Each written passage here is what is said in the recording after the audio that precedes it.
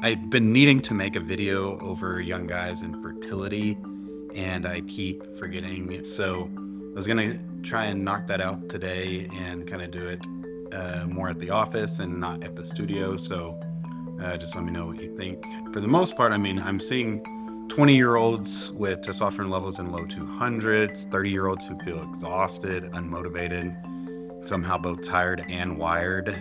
This isn't normal aging. This is your body raising its hand and asking for help. And here's where it matters even more. Low testosterone doesn't just affect you, it can affect your future kids. We're learning that a man's hormone environment leaves epigenetic fingerprints on sperm. So think of it this way. Your sperm don't just carry DNA, they carry instructions. And those instructions are influenced by sleep, nutrition, stress, toxins, and testosterone levels. Do we have tons of data at this time showing that higher testosterone guarantees healthier kids? No. If I had to choose the environment I'd want those instructions written in, it wouldn't be the lowest setting possible. All right, Landon, hit the disclaimer. So let's clear this up right at the beginning. Testosterone is not birth control. Men on testosterone therapy can still get someone pregnant. The joke in the TRT community is, what do you call a guy who uses testosterone as birth control? Dad. It happens, but testosterone therapy does make conceiving a lot less predictable. Why is that? Because if you get testosterone from the outside, it tells your brain, hey, you're doing great. You keep up the good work, and we're going to turn down the signal to your testicles so that we can devote our resources elsewhere. So if you're not trying to have kids, no issue. If you are, that signal disruption matters. If you're a young man considering testosterone therapy and your provider doesn't bring up fertility before writing a prescription, that's a red flag. Good testosterone therapy isn't just how you feel in 6 weeks. It's about how your life looks like in 5 to 10 years. I just had a guy the other day that went to a clinic and got a testosterone level of 350 or so. And while he was there, they said, I mean, we could get that up to 700 or 800, throw some pellets in you, and you'll feel better. There was no discussion on fertility, and that guy was actively trying to conceive. They were trying to have a baby in the near future. And so if they would have thrown those pellets in and not done anything extra, they would have made that a much more muddy process. I have guys who I leave on testosterone therapy and they can conceive. And so it's not that it's the end of the world, but if they weren't doing the extra steps or talking about HCG, then it's going to be a difficult road. And nothing was discussed with this guy prior. So responsible management includes getting a baseline sperm test. I don't make it mandatory, but it tells us what their sperm counts are prior to testosterone. You know, do they have low testosterone prior and also low sperm counts? They can coincide together. A good baseline is going to give us what we can even get back up to whenever we're trying to restore sperm counts once you're trying to conceive and everything. So another thing you can talk about is cryopreservation. I don't make that mandatory either because we can get sperm counts back most of the time, but it does provide some insurance in a sense of, you know, if we do have any difficulty or if you get a significant head injury or testicular injury, you'll have good sperm to pull back from. The other caveat with the cryopreservation is that, I mean, if you have to use that, it's got to be pretty much for IVF. They may be able to use it for IUI, the intrauterine insemination, but it's not just getting your sperm thawed out and a turkey baster because it's a lot more precise than that. But, you know, this is a discussion that needs to be happening prior to starting testosterone in a young guy, even if he's low. You know, talking about the timeline for kids. I mean, I've also been doing this long enough to where a guy is not wanting to have any kids at all, and then he meets a partner, and I will say the females can convince a guy to have a kid in just a couple of months, whenever he told me he would almost go get a vasectomy to prove that he's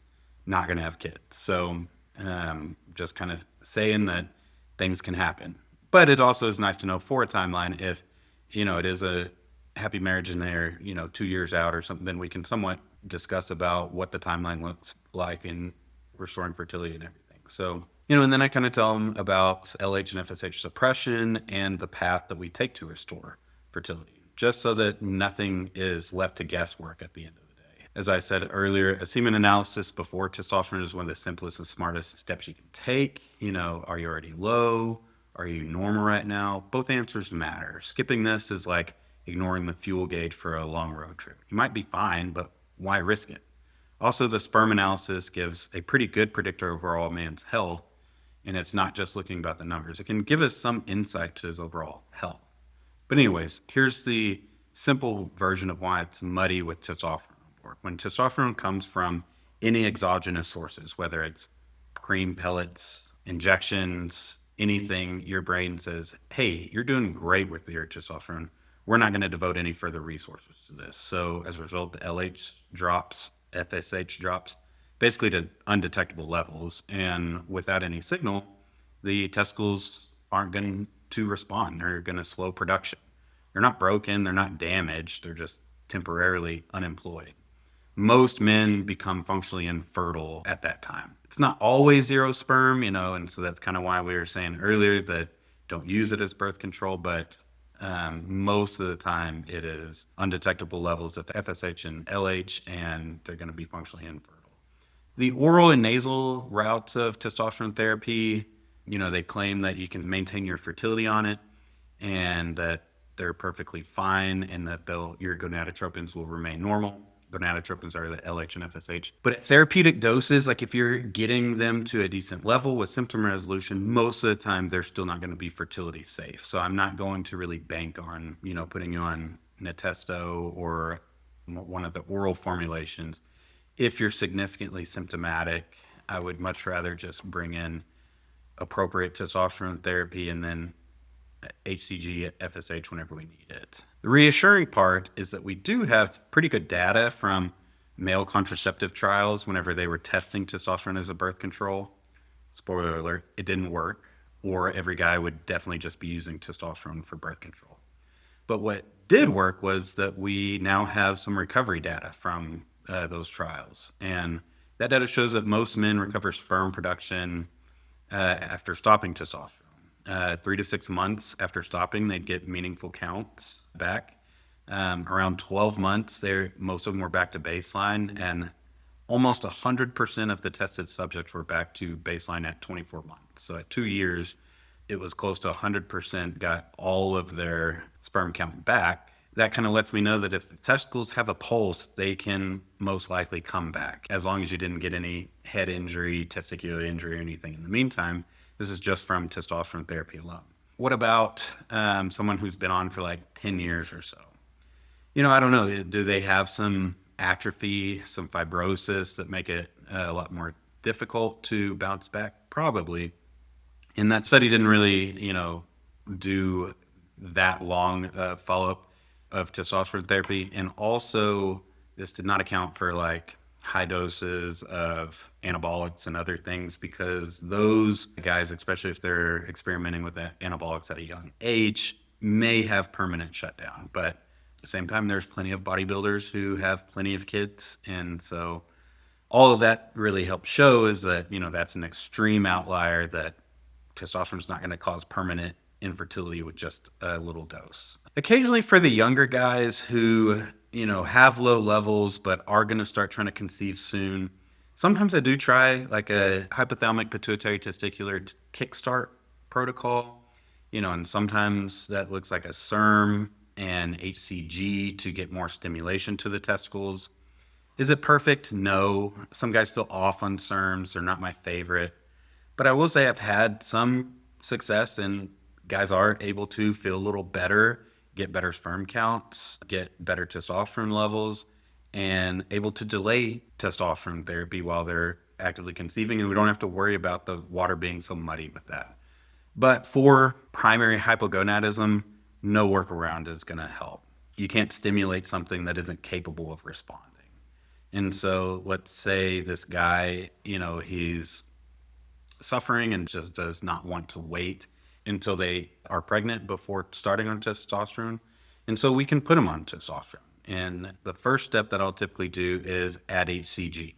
This is going to help restore intratesticular testosterone, and that can stimulate the Sertoli cells enough to get better sperm counts. That alone restores fertility for a lot of the guys. If that's still not making a difference, we can add recombinant FSH, HMG. These are more kind of the big dogs at restoring sperm counts, but it is incredibly expensive and it's kind of hard to find. And so really I want to be purposeful whenever we're bringing it on. And, the other caveat is, what else is expensive? Kids. So anyways, serial sperm analysis during HCG or FSH can be done to let us know what kind of response we're getting. And this is typically what fertility specialists use. I mean, again, I'm not a fertility specialist and I will still send you out, especially if there's a female component, but just testosterone therapy alone, you can restore fertility and get adequate sperm counts in a lot of guys. The other caveat is SERMs and peptides like enclomiphene, gonadorelin, kisspeptin are not typically strong enough to restore your gonadotropins with suppression from appropriate testosterone therapy. What does that mean? So what I'm saying is, like, if you're on a dose of testosterone that is relieving your symptoms, it typically needs to be a decent dose of testosterone, and that's going to suppress your gonadotropins, LH and FSH. I have not seen anything be strong enough to keep the hypothalamic pituitary testicular axis awake, like kisspeptin, gonadorelin, or enclomiphene while on appropriate testosterone therapy. So, and I have labs to prove it. I will just, out of curiosity's sake, check LH and FSH on guys who come on those and on testosterone. And I've not seen it ever have any meaningful amount that I would say, oh, these are good to keep you fertile while you're on your testosterone.